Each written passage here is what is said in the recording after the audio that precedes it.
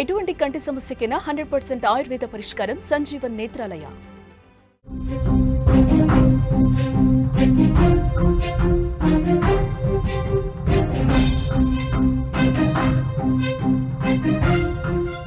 Breaking news చూస్తున్నాం. ధర్మస్థలలో ఉద్రిక్తత, యూట్యూబర్ల మీద దాడి జరిగింది. సౌజన్య ఇంటికి సమీపంలో ఘర్షణ నెలకొంది. తప్పుడు థంబ్నైల్స్ పెడుతున్నారని ఆరోపించారు. రాత్రి జరిగిన రాళ్ల దాడిలో కొంతమందికి గాయాలు కూడా అయ్యాయి. ధర్మస్థలలో 144 సెక్షన్ విధించారు. నటుడు ప్రకాష్ రాజు ఈ దాడిని తీవ్రంగా ఖండించారు. బ్రేకింగ్ చూస్తున్నాం. ప్రశాంతంగా ధర్మస్థలలో ఉద్రిక్తత ఏర్పడింది. ఒకవైపు సిట్ బృందం అక్కడ తవ్వకాలు జరుపుతుంటే, మరోవైపు ఈ కేసును కవర్ చేయడానికి వెళ్లిన మీడియా ప్రతినిధులు, యూట్యూబర్ల మీద కొందరు వ్యక్తులు దాడికి తెగబడ్డారు. తప్పుడు థంబ్నైల్స్ పెట్టి కేసును తప్పుదారి పట్టిస్తున్నారనే ఆరోపణలతో ఈ దాడులు జరిగినట్లుగా తెలుస్తోంది. ధర్మస్థలలో 2012లో అనుమానాస్పదంగా మరణించిన సౌజన్య ఇంటి సమీపంలో బుధవారం రాత్రి ఒక రిపోర్టర్, 3 యూట్యూబర్ల మీద మొదటిగా దాడి జరిగింది. మొదట 50 నుంచి 60 మంది స్థానికులు అక్కడికి చేరుకుని మీడియా ప్రతినిధులతో వాగ్వాదానికి దిగారు. మీడియా ప్రతినిధులు, యూట్యూబర్లు తప్పుడు థంబ్నైల్స్ పెడతా ఉన్నారు, తమ ఉద్యమాన్ని తప్పుదో పట్టిస్తూ ఉన్నారు. అక్కడ వాళ్ళు తీవ్రంగా ఆరోపణలు చేశారు. అక్కడ ఈ వివాదం అనేది పెరిగి పెద్దదైంది, తోపులాట జరిగింది, వాగ్వాదం జరుగుతోంది. యూట్యూబర్లకు మద్దతుగా ఇంకొంతమంది యువకులు కూడా వచ్చారు. పరిస్థితి మరింత ఉద్రిక్తంగా తయారైనటువంటి పరిస్థితి. అంటే తప్పుడు థంబ్నైల్స్ పెడుతూ ఉన్నారు, సమాచారం సరిగా ఇవ్వటం లేదు, లేనిపోనివి కల్పించి చెప్తా ఉన్నారు. అందుకనే అక్కడ గొడవకి దిగారు కొంతమంది ధర్మస్థల గ్రామస్తులు. అయితే యూట్యూబర్లకి మద్దతుగా కూడా కొంతమంది మాట్లాడిన పరిస్థితి. యూట్యూబర్లు చేయబట్టే, యూట్యూబర్లు కొన్ని వీడియోలు చేయబట్టే యూట్యూబర్లు నిజాలను వెలికి తీశారని చెప్పి యూట్యూబర్లకు మద్దతుగా మరికొంతమంది ముందుకు వచ్చిన పరిస్థితి. ఈ నేపథ్యంలో 2 వర్గాలు తోపులాట జరగడంతో ఒకళ్ళ మీద ఒకళ్ళు రాళ్లు కూడా విసురుకున్నారు. పోలీసులు వెంటనే రంగంలోకి దిగి లాఠీ చార్జ్ చేయాల్సిన పరిస్థితి వచ్చింది. అక్కడ గొడవ పడుతున్న వాళ్ళని చెదరగొట్టాల్సిన పరిస్థితి ఏర్పడింది. ఈ దాడిలో కొంతమందికి గాయాలు కూడా అయ్యాయి. ప్రస్తుతం ధర్మస్థల సమీపంలో మీడియా ప్రతినిధులు, యూట్యూబర్లపై జరిగినటువంటి దాడి ఘటనపై ప్రజలు కూడా రియాక్ట్ అవుతున్నారు. సౌజన్య కేసులో న్యాయం కోసం పోరాడుతున్న వారిని మీడియా, యూట్యూబర్లు తప్పుడు వార్తలతో అవమానిస్తున్నారని అక్కడ వారు చెప్తా ఉన్నారు. తప్పుడు థంబ్నైల్స్ పెట్టి కేసును తప్పుదారి పట్టిస్తున్నారని, అందుకే ఈ దాడి జరిగినట్లుగా చెప్తా ఉన్నారు. ధర్మస్థలలో ఉద్రిక్త పరిస్థితులు కొనసాగుతుండడంతో పోలీసులు మరింతగా అప్రమత్తమయ్యారు. మరికొన్ని బలగాలు కూడా ధర్మస్థలకు చేరుకున్న పరిస్థితి. ఎలాంటి అవాంఛనీయ ఘటనలు జరగకుండా ఉండేందుకు ముందు జాగ్రత్తగా ధర్మస్థలలో 144 సెక్షన్ కూడా విధించారు. అక్కడ గుంపులుగా తిరగటానికి ప్రస్తుతం వీల్లేదు. ప్రజలు సహకరించాలని పోలీసులు కోరుతున్నారు.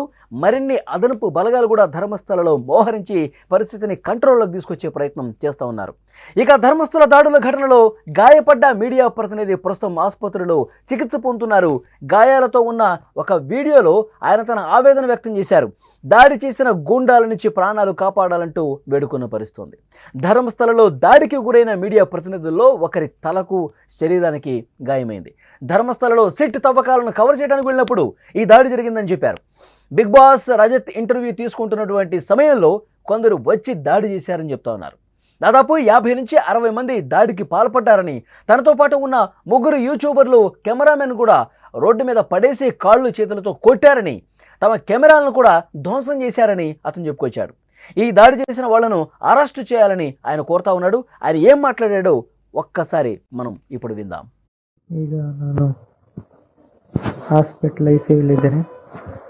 ಇವತ್ತು ಧರ್ಮಸ್ಥಳದಲ್ಲಿ ಸೌಜನ್ಯ ಅವ್ರ ಮನೆಗೆ ಹೋಗೋ ರೋಡಲ್ಲಿ ಬಿಗ್ ಬಾಸ್ ರಜತ್ ಅವ್ರ ಇಂಟ್ರ್ಯೂ ತಗೋಬೇಕಾದ್ರೆ ನಾನು, ಕುಡ್ಲ ರಂಪೇಜ್, ಅಜಯ್ ಅವರು, ಅವ್ರ ಕ್ಯಾಮ್ರಾಮ್ಯಾನು, ಸಂಚಾರ್ ಸ್ಟುಡಿಯೋ, ಸಂತೋಷ್ ಅವರೆಲ್ಲರೂ ಇದ್ದಾಗ ಧರ್ಮಸ್ಥಳದಿಂದ ಆಟೋದವ್ರು ಬಂದು ಒಂದು 50 ಜನ ನನ್ನ ಮೇಲೆ ಅಟ್ಯಾಕ್ ಮಾಡಿದರು. 50 ಜನ ಆಟೋದವ್ರು ಬಂದ ನನ್ನ ಮೇಲೆ, ನಮ್ಮ ಪೂಜಾರಿಗೆ ಅಪಮಾನ ಮಾಡ್ತೀಯ, ಇವತ್ತು ಬಿಡಲ್ಲ ಅಂತ ಹೇಳಿ ರೋಡಲ್ಲೆಲ್ಲ ನಮ್ಮನ್ನು ಬೀಳಿಸ್ಕೊಂಡು ಕಾಲಲ್ಲೆಲ್ಲ ಒದ್ದು, ಹೊಟ್ಟೆಗೆ, ಕಾಲಿಗೆ, ತಲೆಗೆಲ್ಲ ದುಂಡಲ್ಲೆಲ್ಲ ಹೊಡೆದು ಎತ್ಕೂತ್ಕೊಂಡು ಕೂರಿಸಿ ತಲೆಗೆಲ್ಲ ಹೊಡೆದು, ತಲೆ ಸುತ್ತು ಜ್ಞಾನ ತಪ್ಪಿಲ್ಲವರೆಗೂ ಹೊಡೆದು. ಎಲ್ಲರೂ ರೆಕಾರ್ಡ್ ಮಾಡ್ತಿದ್ವಿ. ಇದೆಲ್ಲ ಕ್ಯಾಮ್ರಾ ಎಲ್ಲ ಮುರಿದಾಕಿದ್ದಾರೆ. ಆಮೇಲೆ ಅಲ್ಲಿ ಲೋಕಲ್ಸ್ ಅವರು ಯಾರು ಕಾಪಾಡೋಕ್ಕೆ ಬರಲಿಲ್ಲ. ಅವ್ರು ಬಂದ್ರೂ ಅವ್ರು ಕಾಲಿಗೆ ಬಿದ್ದರೂ ಬಿಡಲಿಲ್ಲ. ಅವರು ಎಲ್ಲರೂ ಒಂದೊಂದು ಏಟು ಹೊಡೆದ್ರು.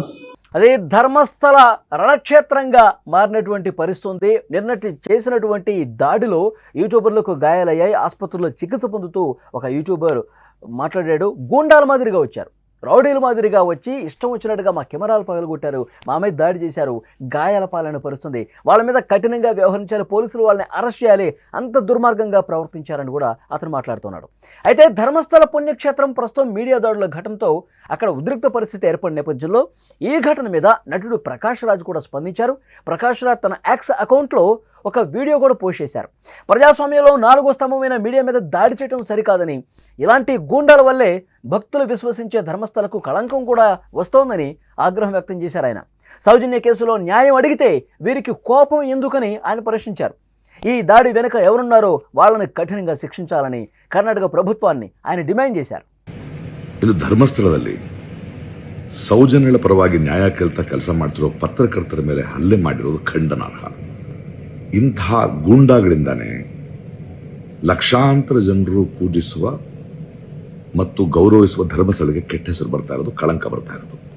ಆ ಸೌಜನ್ಯ ಅನ್ನೋ ನಮ್ಮ ಹೆಣ್ಣುಮಗಳ ಮೇಲೆ ಇಂತಹ ದಾರುಣ ಹತ್ಯೆ ಯಾಕೆ ನಡೆದಿದೆ ಅಂತ ಕೇಳಿದ್ರೆ ಈ ಗೂಂಡಾಗಳಿಗೆ ಯಾಕೆ ಕಿರಿಕಿರಿ ಆಗ್ತಾ ಇದೆ, ಯಾಕೆ ಕೋಪ ಬರ್ತಾ ಇದೆ, ಇವರಿಂದ ಯಾರಿದ್ದಾರೆ, ಯಾರು ಕಳಿಸಿ ಹೊಡೆಸ್ತಿದ್ದಾರೆ ಅನುಮಾನ ಜಾಸ್ತಿ ಆಗ್ತಾ ಇದೆ. ದಯವಿಟ್ಟು ಪೊಲೀಸರು ಈ ಗೂಂಡಾಗಳನ್ನ ಬಂಧಿಸಿ ಇದರ ಸತ್ಯಾಸತ್ಯತೆ ತಿಳ್ಕೋಬೇಕು. ಜನ ಅರ್ಥ ಮಾಡ್ಕೊಳ್ಳಿ, న్యాయ కేಳೋದು ನಮ್ಮ కర్తవ్య. అది ప్రకాశరావు చెప్తా ఉన్నారు. ఇలాంటి గూండాల వల్లే ధర్మస్థలకు కళంకం తీసుకొస్తా ఉన్నారు. ఎంతోమంది భక్తులు పవిత్ర పుణ్యక్షేత్రం శ్రీ మంజునాథుడిని దర్శించుకుందామని వస్తారు. అలాంటి వాళ్ళను కూడా భయపెట్టే పరిస్థితికి ఈరోజు గూండాలు ప్రవర్తించారంటూ ఆయన మాట్లాడారు. ధర్మస్థల పవిత్రతను దెబ్బతీసే విధంగా ఇలాంటి రౌడీలు వ్యవహరిస్తున్నారంటూ ప్రకాష్ రాజ్ మాట్లాడిన పరిస్థితుంది.